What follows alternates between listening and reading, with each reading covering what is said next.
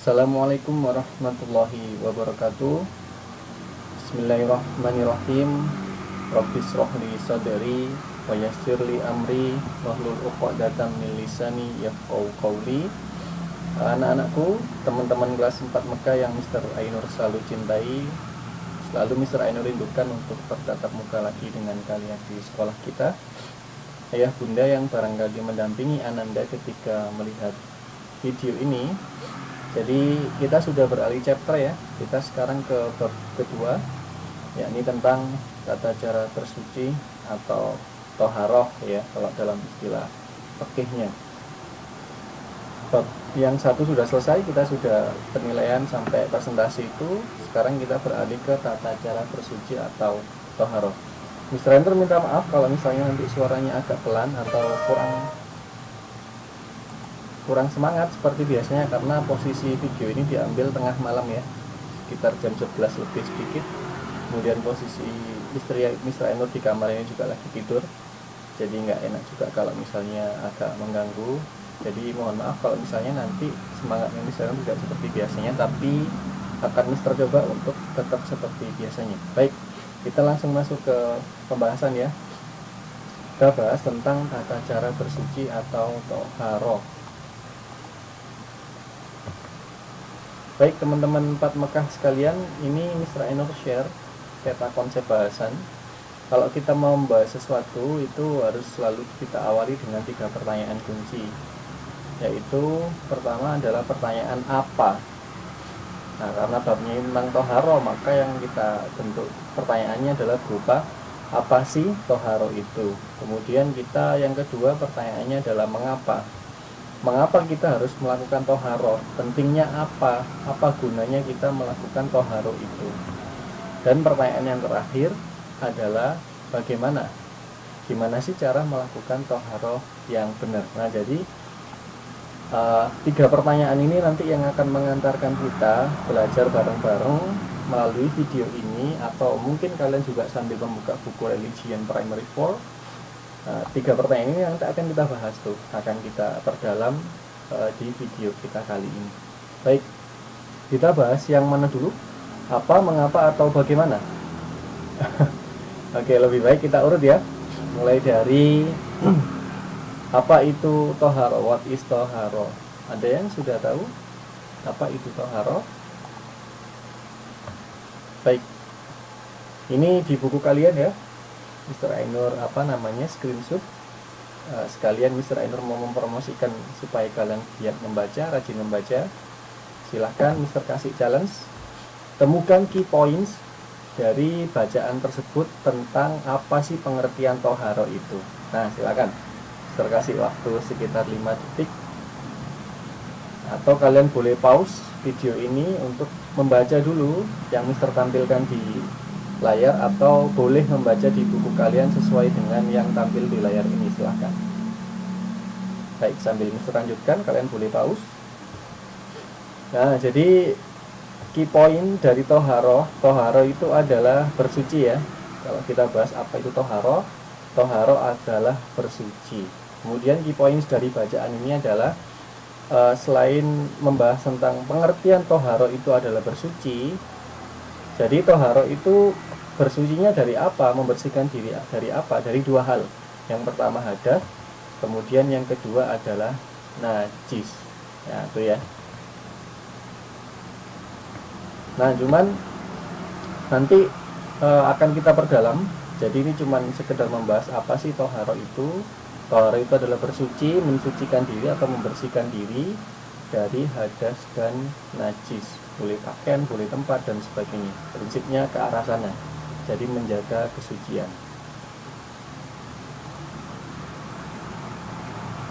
Nah, kemudian kita coba bahas pertanyaan yang kedua. Apa itu toharo? Sudah kita tahu bahwa toharo itu bersuci atau membersihkan diri ya. Kemudian kita bahas pertanyaan yang kedua nih, kenapa sih kok harus melakukan toharo? Oke, apa sih pentingnya? Ternyata di Al-Quran dibahas tuh.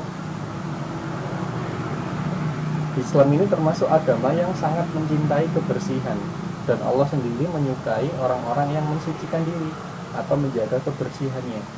Misalnya kita coba lihat di Al-Baqarah ayat 222, maka kita akan bertemu dengan potongan ayat di posisi akhir ayat 222. Bacaannya adalah innallaha yuhibbut tawwabina wa yuhibbul mutatahhirin. Sesungguhnya Allah suka kepada orang-orang yang bertaubat, memohon ampun, dan menyukai orang-orang yang mensucikan diri. Nah, tuh mutatahhirin, toharo ya asal katanya begitu. Mutatahhirin ini orang-orang yang mensucikan diri. Nah, jadi Allah sangat menyukai itu. Islam sangat menyukai kebersihan. Makanya toharo itu penting untuk dilakukan. Nah, kemudian yang kedua adalah kita dalam kehidupan kita sehari-hari ketika melakukan aktivitas, entah aktivitas belajar, makan, minum, atau aktivitas-aktivitas yang lain, baik di rumah, di sekolah, maupun di tempat-tempat manapun, kita pasti bertemu dengan kondisi atau hal-hal yang tidak suci. Nah, tidak suci berarti nggak bersih, kan berarti kotor ya. Ini kondisi tidak suci itu dibagi dua dalam pembahasan toharo. Yang pertama adalah tidak suci dari hadas, kemudian yang kedua adalah tidak suci dari najis. Nah, cuman pada video kita kali ini dan materi kita di chapter 2 ini tidak membahas tentang najis tuh.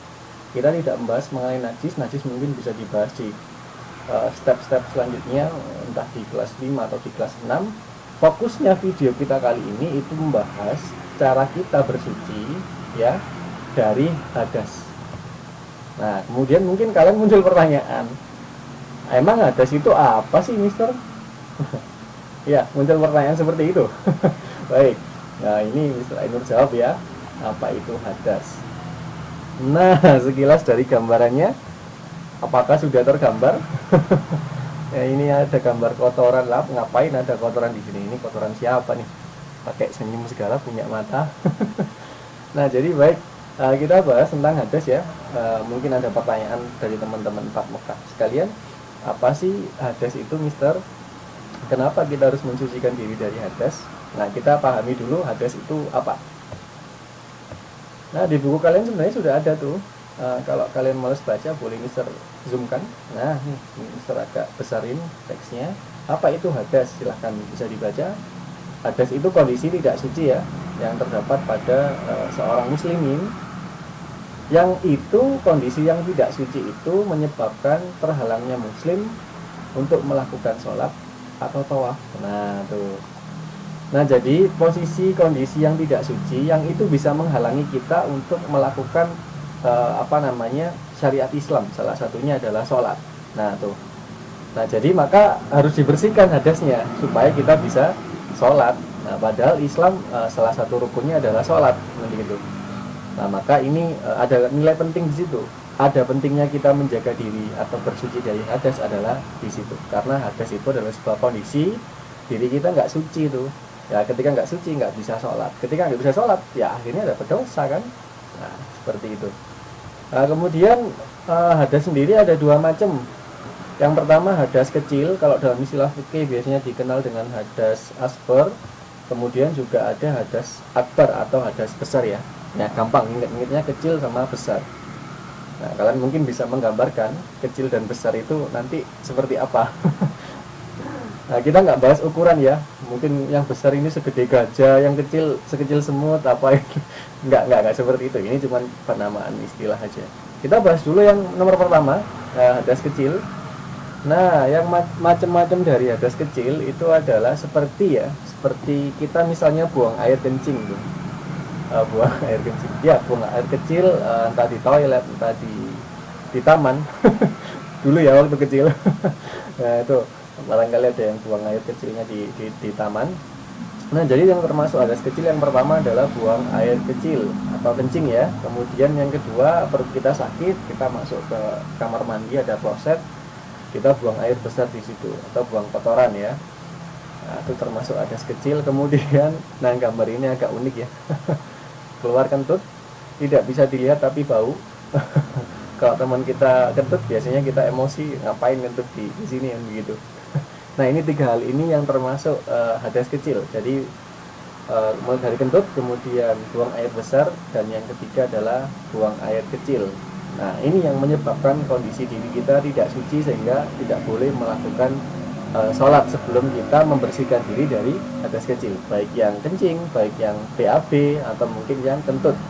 Makanya kenapa dulu ketika kita belajar sholat, kalau tidak salah di kelas 3 ya, atau kalian juga praktik tuh ketika Jumatan, ketika duha, ketika zuhur, ada teman kalian yang ngentut, kemudian kalian arahkan, ayo kamu harus wudhu lagi karena kondisinya juga tidak suci. Nah tuh, nah itu contoh kalian sudah menerapkan sebenarnya, cuman kita kasih pengertian istilah-istilahnya supaya kalian lebih paham. Itu ya hadas kecil. Nah, hadas kecil ini cara untuk bersucinya itu dengan dua macam. Kalau ada air harus berwudu ya, sesuai dengan tata wudu yang kita sudah pelajari. Kalau misalnya kondisinya kering kerontang, tidak ada air sama sekali, atau dalam kondisi sakit kita yang tidak memungkinkan untuk kena air, sakit kita itu, maka boleh tayamum, dua itu. Detailnya nanti akan kita bahas. Itu cuma sekilas-sekilas saja. Yang di slide ini Mister ingin menyampaikan mengenai macam-macam hadas kecil.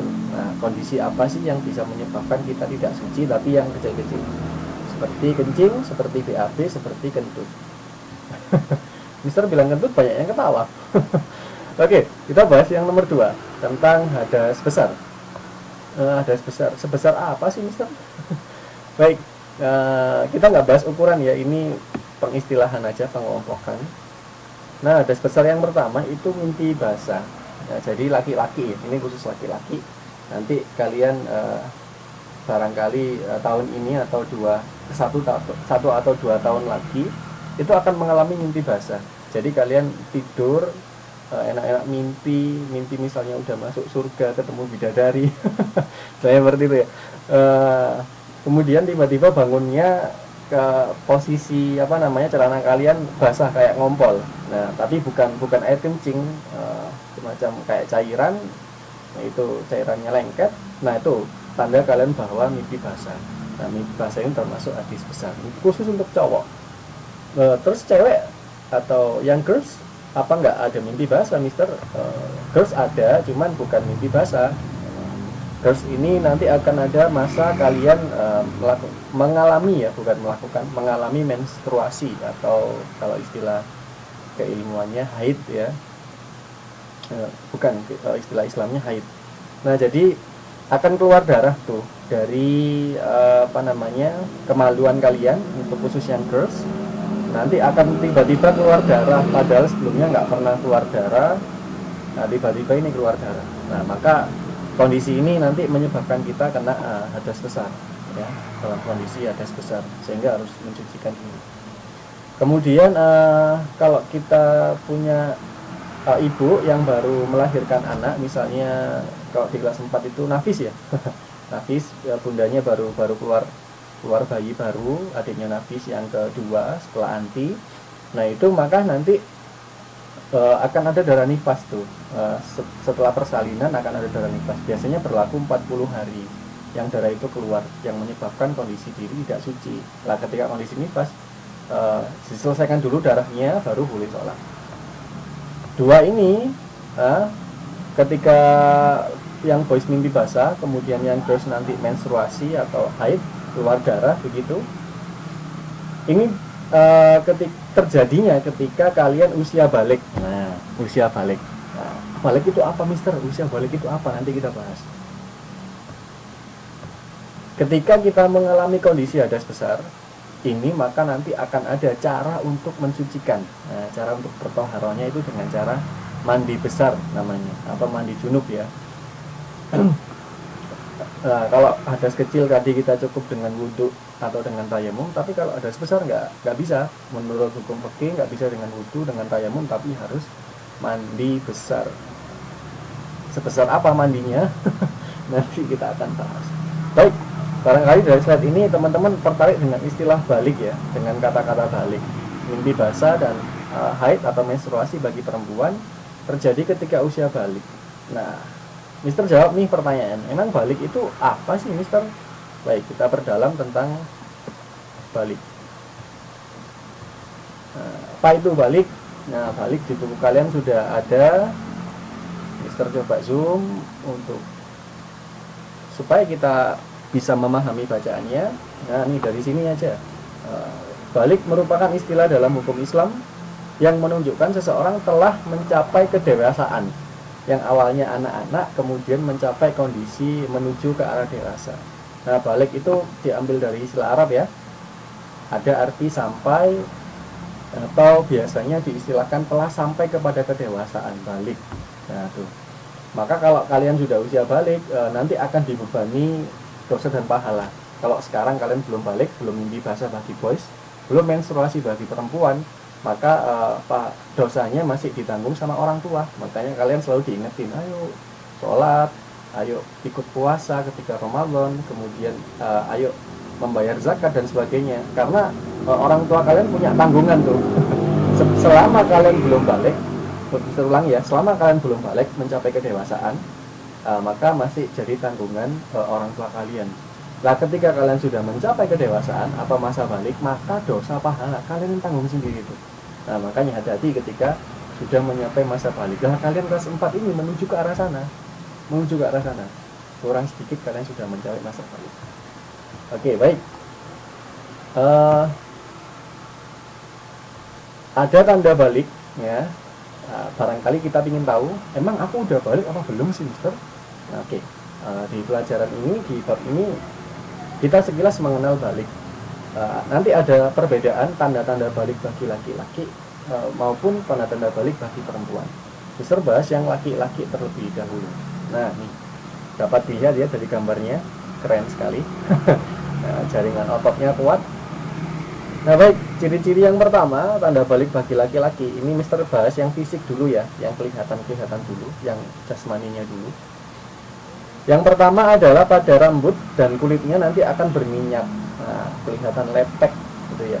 Nah, barangkali kulit wajahnya berminyak, nanti bisa muncul jerawat. Nah, kalau sekarang kalian wajahnya masih bersih-bersih, nanti ketika balik mungkin kalian bisa amatin kakak kalian yang SMP atau SMA, biasanya timbul jerawat karena kulit berubah menjadi berminyak. Nah, itu salah satu tanda balik ditinjau dari fisik. Kemudian yang kedua adalah kalau untuk laki-laki suaranya jadi berat. Berat berapa kilo, Mister? Nah, itu pertanyaan yang kurang sesuai. Nah, suaranya berat itu maksudnya kalau dulu waktu anak-anak suaranya apa ya? Melengking ya. Tapi kalau udah balik biasanya suaranya kayak Mr. Rainer nih, ada bassnya. Lu. Semacam itu ya. Semakin memberat suaranya. Itu ciri-ciri fisik yang kedua. Kemudian yang ketiga adalah muncul jakun ya. Muncul jakun di daerah sekitar tenggorokan. Nah, tuh ada jakun, ada semacam kayak benjolan ke atas. Itu bukan sakit atau apa, tapi itu jakun. Sebagai penanda bahwa sudah mencapai usia kedewasaan. Kalian boleh lihat ke ayah kalian atau ke kakak kalian yang mungkin sudah SMA atau sudah kuliah, boleh dilihat ada jakunnya. Kemudian yang keempat, tumbuh bulu-bulu ya. Laki-laki di ketiaknya sekarang masih halus, nanti di ketiak kalian lihat di cermin. Maka nanti akan muncul bulunya.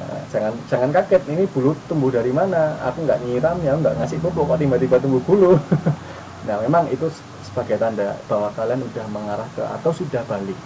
Kemudian di bagian dagu ya, atau di bagian atasnya bibir atas, tuh bawahnya hidung itu nanti muncul kumis atau muncul jenggot. Nah, atau ada yang cambang ya, ada yang jambang. Ya, ada model-model seperti itu, tumbuh bulu ketika masa-masa balik. Tanda fisik yang keempat, tumbuh bulu. Tanda fisik yang kelima adalah ototnya mulai menguat untuk laki-laki. Nah, dulu Mister masih ingat kelas 5-6 sering adu pancu sama teman-teman. Kemudian lengan bajunya Mister ini Mister cincing untuk tunjukin otot. Nah, tunjukin otot yang awalnya dulu waktu kecil sebelum balik misalnya itu diginiin nggak muncul ya ototnya. Kemudian ketika balik ternyata ototnya muncul ya. Itu jadi apa, bangga-banggaan sama teman-temannya. Nah, jadi itu ciri yang ke-5.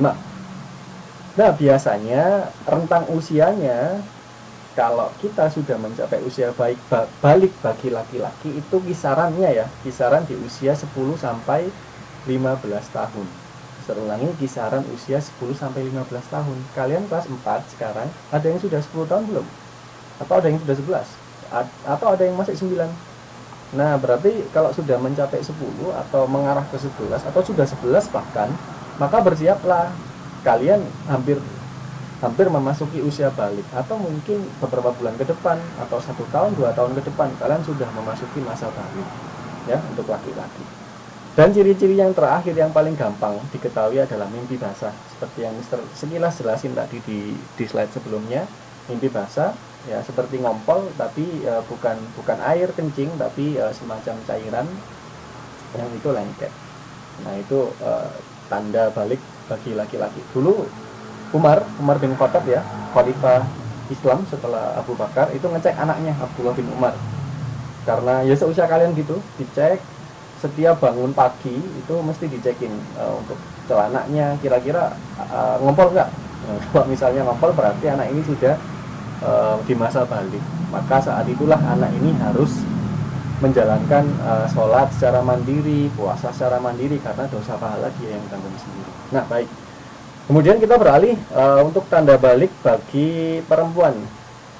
Nah, bagi perempuan. Yang pertama sama seperti laki-laki, Mister tinjau dari segi fisiknya dulu. Tumbuh bulu ya, entah di ketiak, entah di bagian-bagian lain. Kalian boleh tanya ke bunda kalian. Nanti di pelajaran IPA biasanya juga ada pembahasan ini ya. Mister tidak perlu jelaskan secara mendetail. Kemudian tubuhnya mulai membentuk lekuk-lekuk ya. Nah, makanya kenapa kok kita nggak boleh pakai baju ketat-ketat. Nah, ketika sudah masa balik, karena tubuh kalian itu nanti membentuk lekuk-lekuk yang itu mengundang syahwat atau nafsu dari lawan jenis, sehingga kalian harus melindungi diri kalian dengan pakaian yang agak longgar. Nah, tuh. Kemudian ada bagian-bagian tubuh tertentu yang berkembang. Nanti kalian amati, kalian boleh tanya ke bunda kalian. Biasanya rentang usianya 9 sampai 15 tahun. 9 sampai 15 tahun, setahun lebih awal daripada yang boys. Biasanya ya, normalnya seperti itu. Tapi kalau misalnya kalian 9 belum ya, tunggu aja 10. Kalau 10 belum ya tunggu 11, 12, 13 dan seterusnya. Kemudian ciri yang paling gampang adalah nanti akan keluar darah ya, darah menstruasi dari kemaluan kalian. Yang biasanya keluarnya cuma air kecil atau air kencing. Nah, nanti kalau sudah balik, tanda-tanda balik yang paling ketahuan adalah keluar darah. Nah, tuh.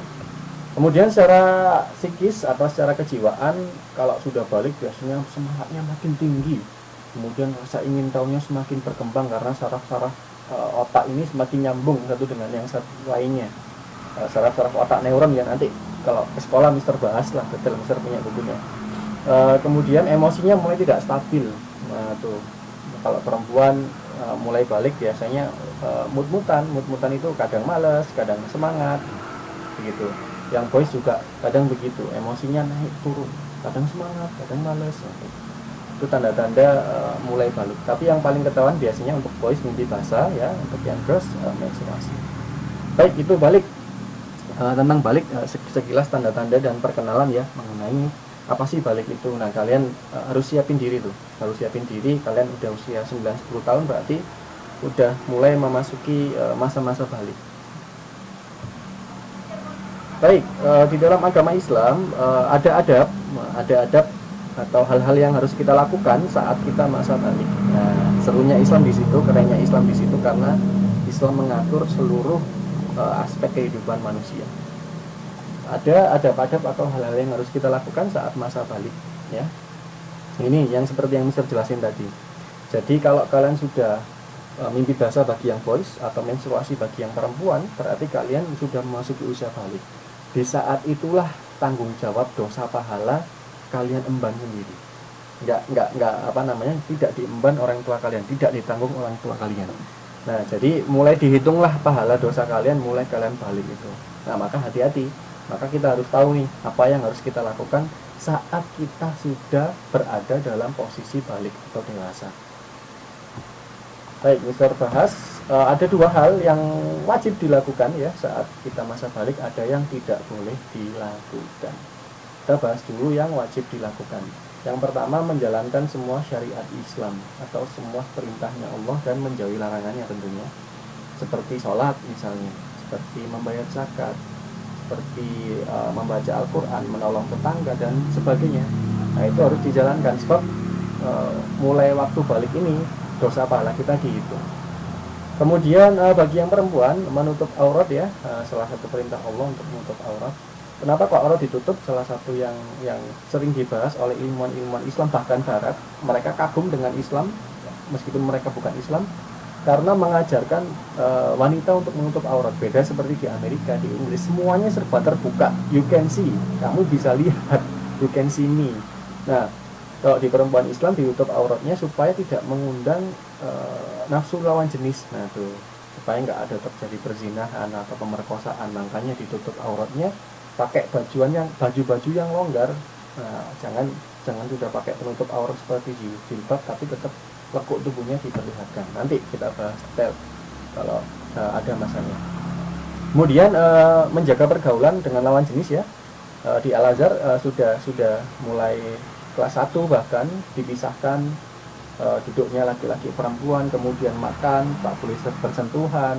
Nah, kecuali dengan orang tua masih boleh, atau dengan sanak famili, atau dengan guru tapi ada batas-batasnya.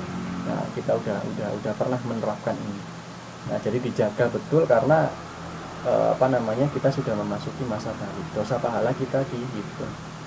Yang tidak boleh dilakukan ketika masa balik, yang pertama adalah tentunya meninggalkan syariat. Nah, yang sering lupa sholat, entah sholat isya, entah sholat subuh, sekarang dihitung kalian. Dosa pahala sekarang nggak ditanggung orang tua kalian. Kalau sudah balik, kalian tanggung sendiri, maka jangan sampai ditinggalkan. Kemudian ini gambar apa ya ini, coba diamati perempuan ini. Nah, kalau tadi ini menutup aurat, kalau ini tidak ya, bahkan rambut tidak ditutup, kemudian tangannya tidak ditutup, bahkan pakaian yang dipakai pun ketat. Nah, jangan sampai seperti itu. Jadi yang tidak boleh dilakukan saat masa balik adalah membuka aurat di tempat umum.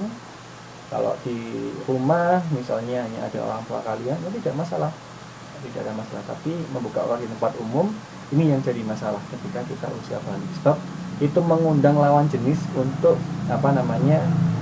bisa menggoda kita. Nah, hati-hati ya, hati-hati untuk yang perempuan di sini. Atau bergaul tanpa batasan ya, nggak sering dempet-dempetan, kemudian sentuhan tangan, bahkan sampai ciuman ya, seperti anak-anak sekarang. Mister tidak ingin kalian menjadi generasi yang rusak. Kalian harus jadi generasi penerus Islam yang kuat. Nanti kalian akan menggantikan Mr. Ainur yang nanti bakal tua, giginya Mr. Ainur bakal ompong, matanya Mr. Ainur bakal semakin rabun, rambutnya Mr. Ainur bakal berubah semakin putih. Yang menggantikan siapa? Yang menggantikan kalian. Maka kalian jaga pergaulan kalian, kalian pegang teguh nilai-nilai Islam, syariat Islam, mulai dari kalian masa balik ya, seperti tanda-tanda yang Mister sampaikan di slide sebelumnya. Baik, seperti itu ada pada saat kita masa balik. Bagaimana? Sudah ada gambaran tentang masa balik? Nah itu ya, yang ini yang tadi, hadas kecil, hadas besar, dibahas dan sebagainya sudah kita bahas. Tentang masa balik sudah selesai. Oke, kita sekarang pertanyaan Wab sudah terjawab ya. Tohara itu bersuci, sudah dijelasin. Kenapa harus melakukan tohara? Karena kita ada hadas dan najis, tapi yang fokus kita bahas adalah hadas. Ada hadas kecil, ada hadas besar, dan sebagainya. Kemudian kita juga sudah jelasin tentang masa balik, ya kalian harus menjaga diri di situ. Kemudian sekarang pertanyaan inti, pertanyaan kunci tentang bab ini adalah bagaimana cara melakukan tahara yang benar. Kalau misalnya saya sudah tahu nih Mister, ternyata hadas itu ada macam-macam, ada hadas kecil, ada hadas besar, dan aku juga sudah memasuki usia balik barangkali, sudah mimpi basah bagi yang boys, sudah menstruasi bagi yang perempuan. Terus gimana caranya supaya aku bisa mensucikan diri yang benar, supaya aku bisa melakukan sholat, bisa melakukan aktivitas-aktivitas yang diperintahkan oleh Allah. Baik, ini kita bahas untuk bagaimana cara melakukan toharoh yang benar. Oke, kita sudah masuk ke pertanyaan bagaimana cara bersuci dari hadas, baik yang kecil maupun yang besar. Tadi ya, sekilas Mister review, hadas kecil seperti buang air kecil atau kencing, kemudian BAB dan juga buang angin. Hadas besarnya ada mimpi basah bagi laki-laki, kemudian muncul darah haid bagi perempuan, yang terakhir darah nifas bagi ibu yang setelah melahirkan. Kalau hadas kecil, maka cara bersucinya adalah dengan dua hal, wudhu dan tayamum jika tidak ada air. Kalau untuk hadas besar, maka cara bersucinya adalah dengan mandi besar. Nah, ini yang nanti akan kita perdalam. Sekarang kita bahas dulu solusi ketika kita kena hadas kecil, entah kencing, entah BAB, entah buang angin. Cara bersucinya seperti apa? Dua macam, ada wudhu, ada tayamum. Kita perdalam tentang wudhu dan tayamum. Baik, Mister kira pengetahuan tentang wudhu kalian sudah punya ya. Prakteknya juga sering dikontrol oleh Mister. Kalian juga sudah menerapkan di rumah. Jadi Mister tidak bahas detail tentang langkah-langkah wudhu dan caranya bagaimana, doanya, bahkan mungkin kalian juga sudah hafal, atau bahkan kalian sudah mulai mengajarkan ke adik kalian atau ke teman-teman kalian di luar Al-Azhar. Mister cuman ingin kasih challenge saja. Nah, buka buku kalian. Buku kalian itu ada rukun dan sunnah wudhu kalau Mister tidak salah ya. Ada rukun berarti gerakan-gerakan yang wajib dilakukan ketika hendak wudhu. Kalau sunnah berarti dilakukan tidak masalah. Dilakukan dapat pahala, tidak dilakukan tidak ada masalah. Oke, Mister punya gambar Upin lagi wudhu nih. Nah, ini Upin apa Ipin ya? Nggak ada rambutnya. Ipin ya? Nah, pokoknya bukan Mister Gigi. Nah, ini langkah 1 sampai langkah 7. Challenge-nya sederhana. Kalian buka buku kalian tentang rukun dan sunnah wudhu. Kalian boleh pause video ini dulu, tapi Mister lanjutin. Kalian tentukan mana yang rukun dan mana yang sunnah. Baik, Mister kasih waktu 3 menit. Mister lanjutin. Baik, sudah ketemu? Oke, untuk yang rukun. Nah, nih rukun wudhu ya. Langkah keduanya membaca niat, kemudian membasuh muka, itu termasuk rukun wudhu yang harus ada dalam kita setiap wudhu. Kemudian membasuh tangan mulai dari ujung ini sampai siku. Kemudian membasuh kepala ya, mulai dari atas sampai kemudian nanti dibalikkan lagi, sama mencuci kaki sampai mata kaki. Berarti yang langkah 1 mencuci tangan itu sunnah, kemudian telinga itu sunnah. Nah, detailnya kalian bisa baca di buku kalian. Ini cuma untuk ice breaking aja supaya kita nggak terlalu bosen ya. Itu rukun dan sunnah wudhu. Kemudian tayamum, insya Allah pelajaran tayamum ini di kelas 2 ya. Di kelas 2 sudah ada. Nah, kalau sempat praktek dulu juga sudah. Nah, tata cara tayamum, Mister cuman ingetin aja, nggak terlalu lama bahas di sini. Yang pertama adalah menepuk tangan daripada debu bersih ya. Biasanya boleh pakai debu yang ada di tembok, di kendaraan. Pastikan itu debu bersih, nggak ada kotoran kambing atau kotoran kucing ya di situ, atau kotoran cicak yang biasanya nempel di dinding.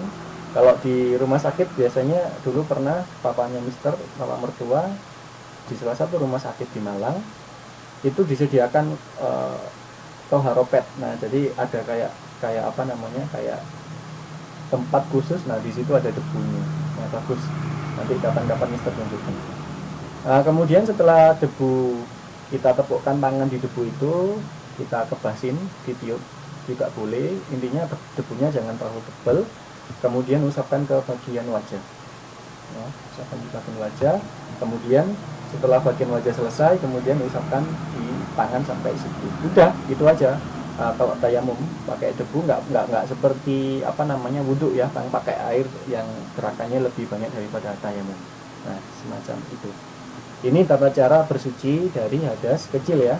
Ketika kita misalnya dalam kondisi kencing atau BAB, atau mungkin yang terakhir adalah ketika kita kentut. Nah, kalau mau sholat atau kalau melakukan aktivitas syariat lainnya, maka kena hadas kecil harus wudhu atau tayamum jika kondisinya benar-benar tidak ada air atau kita sakit. Kalau kena air malah semakin parah. Baik, itu tata cara bersuci dari hadas kecil. Oke, baik, kita lanjutin challenge kedua. Doa setelah wudhu. Doa setelah wudhu di buku kalian ada. Silakan dibuka. Mister kasih challenge memorizing doa setelah wudhu. Silakan. Siapa yang bisa, silakan ini di pause, kemudian kalian baca sendiri. Asyhadu an la ilaha illallah wahdahu la syarikalah wa asyhadu anna Muhammadan abduhu wa rasuluh. Allahumma sholli ala Muhammad. Itu doa tasawuf akhir, Mister. Nah, biasanya teman-teman agak lupa di situ. Nah, coba di memorizing lagi, buka itunya boleh. Nanti akan Mister tugasin untuk mengumpulkan doa setelah wudhu ya. Nah, ini ada tambahan tentang pembatalnya wudhu. Sekilas untuk wawasan aja. Kalau wudhunya batal, padahal wudhu ini adalah sebagai langkah kita bersuci dari hadas kecil, maka status kita akan kena hadas lagi kan begitu. Maka harus bersuci lagi. Kalian harus tahu apa sih yang membatalkan wudhu ini. Yang pertama ya tadi, hadas-hadas kecil tadi, keluar sesuatu dari kubul itu kemaluan ya, atau dubur berarti bagian belakang. Misalnya kentut, misalnya BAB ini dari dubur, kubul ini seperti kencing. Nah, itu pembatal wudhu yang pertama. Maka kalau melakukan ini wudhu lagi. Kemudian menyentuh kemaluan tanpa penghalang. Tuh, menyentuh kemaluan tanpa penghalang ya, sangat jelas, tidak perlu berdetail penjelasannya. Kemudian yang ketiga adalah tidur terlalu nyenyak ya, sampai ketiduran. Oke, nah maka harus melakukan wudhu ulang. Yang terakhir, kondisi mabuk atau pingsan sehingga kita hilang kesadaran. Nah, sehingga di situ harus melakukan wudhu. Nah, keempat hal inilah yang membatalkan wudhu, sehingga kita harus melakukan wudhu ulang sebagai langkah kita untuk mensucikan diri kita dari hadas kecil, baik dari kencing, dari BAB maupun dari kentut ya. Oke, sangat gampang. Oke, wudhu sama tayamum sudah kita bahas barusan sebagai langkah untuk bersuci dari hadas kecil. Sekarang kita ingin tahu nih, kalau misalnya kena hadas kecil entah dari kencing, BAB maupun buang angin, caranya adalah dengan wudhu dan tayamum. Lantas gimana, Mister? Kalau misalkan kita kena hadas besar, nah tuh, entah mimpi basah bagi yang boys atau keluar darah haid atau menstruasi bagi perempuan saat masa balik tadi yang kita sudah bahas. Ya, maka solusinya adalah mandi besar. Cara bersucinya dari hadas besar ini adalah dengan mandi besar. Apa itu mandi besar dan gimana caranya, Mister? Baik, kita bahas. Oke, kita bahas ya, mandi besar. Tata cara melakukan mandi besar. Kalau hadas kecil sekedar dengan wudhu tayamum selesai, tapi kalau hadas besar harus melakukan mandi besar. Nah, ini tata caranya. Yang pertama, niat di dalam hati. Niat di dalam hati. Mandi besar tentunya posisinya di mana? Kan nggak mungkin di luar taman kan ya. Oke, posisinya di kamar mandi ya ini ya. Nah, tata cara mandi besar yang pertama adalah niat di dalam hati bahwa kita ingin mandi besar. Pakai bahasa Indonesia boleh, yang penting arahnya adalah untuk mandi besar. Kemudian kita baca basmalah, Bismillahirrahmanirrahim. Sudah, satu selesai, niat selesai, baca basmalah selesai. Yang ketiga adalah kalian perhatikan gambar tengkorak ini sebagai bahan contoh aja ya. Nah, kalau misalnya si tengkorak ini kena hadas besar, nah bayangin seperti itu. Tengkorak kena hadas besar. Niat sudah, baca basmalah sudah. Yang ketiga adalah cuci kedua telapak tangan. Nah tuh, cuci kedua telapak tangan. Mister udah kasih titik-titik ya hijau ini ya di tangannya tengkorak. Nah, niat selesai, basmalah selesai, kemudian cuci kedua telapak tangan kalian. Lah, kemudian yang keempat adalah cuci kemaluan dengan tangan kiri. Nah tuh sunahnya Nabi di situ, sunahnya Rasul itu. Kemaluan itu ya kemaluan yang biasanya keluar air kencing ketika kalian ke kamar mandi ya. Nah, itu kalau misalnya tadi udah balik keluar mimpi basah, terjadi mimpi basah bagi yang bos atau keluar darah haid dari perempuan, maka yang dibersihkan yaitu bagian kemaluannya dengan tangan kiri. Itu yang keempat. Niat sudah, basmalah sudah, cuci kedua telapak tangan sudah, cuci kemaluan dengan tangan kiri sudah. Kemudian kita wudhu tuh. Nah, kelima wudhu. Kalau tadi hadas kecil sekedar wudhu aja selesai. Kalau ini ada tahapannya, ada prosesnya, ada langkah-langkahnya yang dicontohkan oleh Nabi supaya kondisinya suci betul. Melakukan wudhu, tahapan wudhu kalian sudah tahu ya, di video tadi juga sekilas Mister memorizing tentang rukun, sunat wudhu, bahkan sampai doa-doanya dan seterusnya. Kemudian yang keenam nih, ini yang agak penting, meratakan air. Nah, kalau wudhu kan nggak sampai menyiramkan air ya. Nah, kalau mandi besar ini sampai menyiramkan air, meratakan air ke seluruh bagian tubuh. Yang disunahkan oleh Rasul adalah yang pertama bagian tubuh yang bagian kanan dulu. Nah, diratakan air. Nih misalnya kalian amati tengkoraknya sekarang. Nah tuh, Mister kasih yang tanda hitam tuh ya. Bagian kanannya dulu, nah, yang disunahkan Nabi. Lalu kemudian bagian kirinya. Nah, ada beberapa buku yang membahas setelah bagian kiri selesai, bagian tengah supaya semakin rata ya, semakin rata. Nah, itu ada yang buku membahas seperti itu. Jadi meratakan airnya yang pertama sisi kanan, saya ulangi ya, pertama sisi kanan. Kemudian yang kedua adalah sisi kiri. Nah, itu seperti yang di tengkorak itu. Siramin guyurin air seperti itu. Kemudian yang terakhir adalah, nah posisi awalnya kan kita di sini nih, udah diguyur air di seluruh tubuh kita, kurang kaki nih, kaki belum. Maka sebelum kita bersihkan kedua kaki, kita berpindah tempat dulu, bergeser dari tempat yang semula. Misalnya tengkoraknya awalnya di sini nih, tengkorak yang kena hadas besar ini di sini awalnya. Nah ini harus pindah nih untuk tahapan yang ketujuh. 1 sampai 6 tetap di sini posisinya, yang ketujuh pindah, bergeser.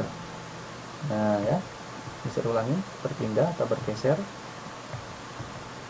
Baru kemudian dicuci kedua kakinya. Nah tuh tahapan tata cara mandi besar. Ini harus kalian pelajari ketika nanti misalnya kalian mendapati suatu hari kalian akan kena ini apa namanya, masa balik ya, menghadapi masa balik. Bagi boys mimpi basah, bagi girls keluar darah haid dari kemaluannya, maka tahapannya seperti ini. Pertama niat, kemudian basmalah, cuci kedua telapak tangan, yang keempat cuci kemaluan dengan tangan kiri. Kemudian setelah itu kita melakukan wudhu sebagaimana tahapan wudhu yang sering kita praktekin di sekolah. Kemudian keenam mengguyurkan air secara merata. Tadi tahapannya kanan, kiri, atau pakai tengah juga boleh. Yang ketujuh adalah bergeser, kemudian mencuci kedua kaki. Nah nih mandi besar. Kalau wudhu kalian sudah paham, udah tahu ini mandi besar, wawasan baru bagi kalian menjelang kalian usia balik ya. Baik, itu tentang mandi besar ya. Oke, wudhu sudah kita bahas sebagai solusi bersuci untuk hadas kecil ketika kondisi kena hadas kecil. Mandi besar juga sudah kita bahas secara mendetail tentang tahapan, langkah-langkah, dan visualisasi contohnya dari tengkorak yang kena hadas besar. Nah, dengan solusi mandi besar, kemudian sudah selesai. Maka pertanyaan what is toharo sudah terjawab ya. Toharo adalah bersuci dari hadas dan najis. Tapi yang fokus kita bahas di video kita kali ini, di bab kali ini adalah fokus ke hadas. Najis mungkin lain waktu. Kemudian pertanyaan kenapa toharo harus dilakukan, juga kita sudah tahu bahwa kita dalam aktivitas berjumpa dengan hadas-hadas ya, atau kondisi-kondisi tidak suci, entah hadas kecil, entah hadas besar. Apalagi kalau yang menuju masa balik, maka nanti akan berjumpa dengan hadas besar. Terus yang terakhir tadi, how to, gimana sih caranya kita melakukan toharo yang benar, sudah dijawab ya, sudah kita jelasin. Kalau untuk yang hadas kecil, maka solusinya wudhu atau tayamum jika tidak ada air. Kemudian untuk yang hadas besar, maka solusi bersucinya adalah dengan mandi besar. Oke, sudah terjawab ini semua, maka selesai bahasannya. Terus Mister kasih challenge nih untuk kalian. challenge lagi, Mister bosen kasih challenge sama Mister Ainur. Wah, jangan sampai ya generasi muda Islam bosen kasih challenge, apalagi challenge-nya bermanfaat. Oke, Mister challenge-nya sederhana. Challenge-nya Mister adalah kerjakan tamrin kamu di halaman 20 sampai 22. Pertanyaannya gampang-gampang. Ini ya, untuk yang halaman 22 ini untuk yang uraian. Kalau di sini tidak cukup, misalnya di sebelahnya tidak cukup, kalian tulis di bawahnya nih. Sudah disediakan oleh penerbitnya ini apa namanya, halaman yang cukup luas, kosong yang cukup luas ini untuk menuliskan jawaban di sini. Kalau sudah selesai mengerjakan tamrinnya, nanti foto yang sudah dikerjakan kirim ke classroomnya Mr. Ainur yang religion ya. Sekali lagi, kalau sudah diisi semuanya sampai tamrin 3. Fotonya kasih ke classroomnya Mr. Ainur yang religion. Nanti di hari entah Jumat, entah akhir pekan atau weekend, Mister akan kasih pembahasan tamrinnya yang kalian bisa koleksi secara mandiri. Baik, selesai untuk pembahasan kita kali ini mengenai toharoh atau tata cara bersuci ya. Mulai dari kita bahas apa sih toharoh itu, kemudian kenapa harus toharoh, karena ada hadas kecil, hadas besar. Kemudian kita bahas juga gimana sih caranya kita membersihkan diri dari hadas kecil dan hadas besar, khususnya hadas besar yang akan nanti kita hadapi ketika kita menuju masa balik atau mengalami masa balik bagi laki-laki maupun bagi perempuan. Nah tuh, Mister berharap apa yang kita sampaikan atau yang kita pelajari di video kita kali ini menambah wawasan. Dan jangan lupa, agama ini gampang dipahami tapi susah dipraktekin, teman-teman. Agama ini gampang dipahami tapi susah dipraktekin. Mister ulangin, agama ini gampang dipahami tapi susah dipraktekin. Maka yang kita pahami tadi jangan sekedar dijadikan pemahaman.